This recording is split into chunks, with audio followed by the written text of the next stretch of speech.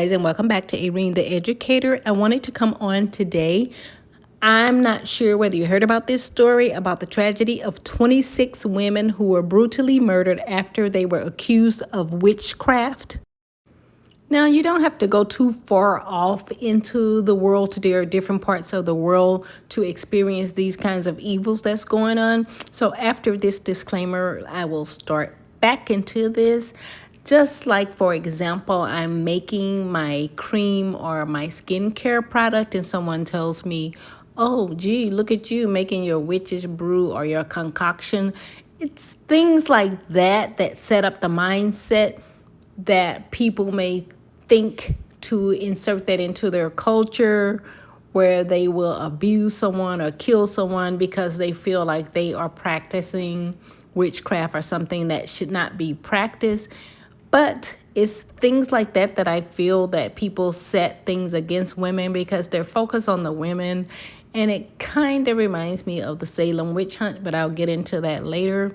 But it's amazing how these things are happening, like in northern Ghana. Poverty, ignorance, and fear lead to extreme abuse and exile of people that are accused of witchcraft. And like I was saying, later on I'll post the information about the Salem witch hunt. But these kind of things are still going on around the world, and many are killed or die from their injuries that they sustained after this accusation.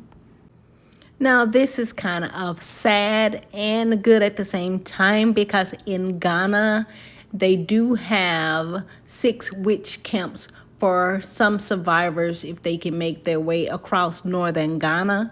So where I say it's sad at the same time is because it's for them to have this witch camp as a place where it's a safe haven for people that are accused of witches is kind of just makes that point even more of this should not be something that is happening to these women.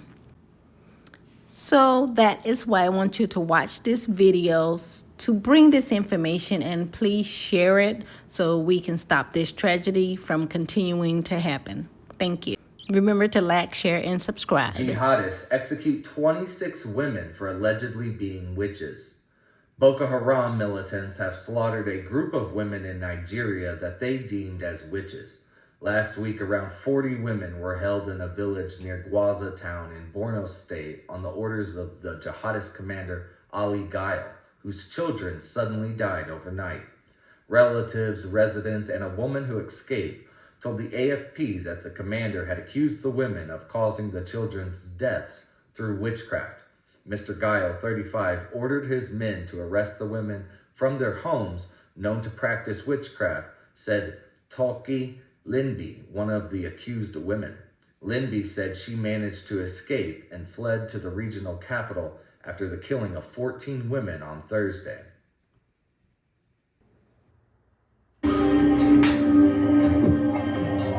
Xiang, the founder of The Voice. The Voice is a community and also a foundation. The community deals with empowering of young people to be voices for themselves and also for others as well, in fighting against a lot of issues relating to gender and everything unspoken. Today we came together to throw light on these women that are being accused of witchcraft and abused because of it in the north and all around different parts of Ghana. We had His Excellency Gregory Andrews be on the panel to discuss this menace. Amake Abebresser, the likes of Dr. Ramata Said, who is a psychiatrist, and also Delisilla, an advocate and an activist. If this documentary is giving you any idea or change of mind about this witch camp and the way people have stigmatized witches in communities. The fact is, we seem to have an issue with educating ourselves or taking the responsibility to educate. So, for example, being in England, let's say 30, 40 years ago, being homosexual was just the worst thing that you could be. But through the media, that mindset has changed. Now, I'm not advocating homosexuality, neither am I condemning it. I'm just using it as an example. So I want you to just stay with me on this. For that reason, the media was used as a very powerful tool to address that prejudice. If the media would take the responsibility to strategize how people could be educated, this would be a thing of the past. The fact that these camps have existed since 19 Kojoho and 2021, it's an indictment on us. We should be embarrassed, quite frankly. So I think the reason why it still exists is because we are not doing enough, and we are not taking personal responsibility. We are not enforcing necessary laws to address these issues. So I think it's an array of different reasons as to why that belief system is there, and why it has been allowed to just grow wings and just keep flying about the place like a witch. We need to educate ourselves more. We cannot look at witchcraft in a sexist manner, because witchcraft is something that is only thrown at women. You don't throw witchcraft to a man. So there's something, why is it, and this is something for me, even for me to answer is, there is a sexist element of it. Because what is it? What is it about women that it's so easy? And obviously you said, look, we've always known there's witch camps.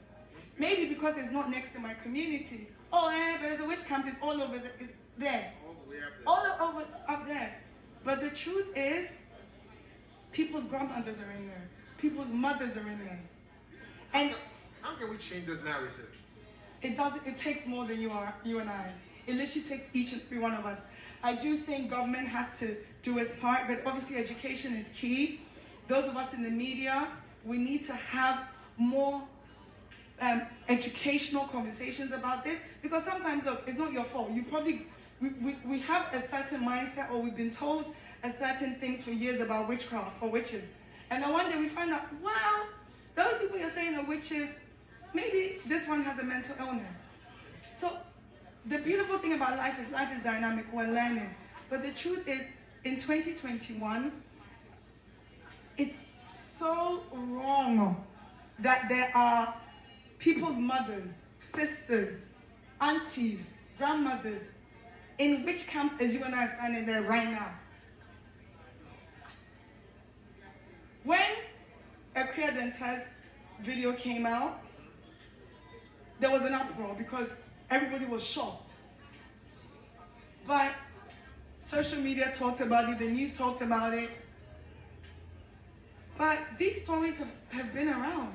I just think because in the age of social media now, more people are talking about it, but beyond talking, we need real solutions. And those real solutions is education, it's constant dialogue, it's changing our mentality about mental health. That if somebody is going through an episode, don't call them a witch.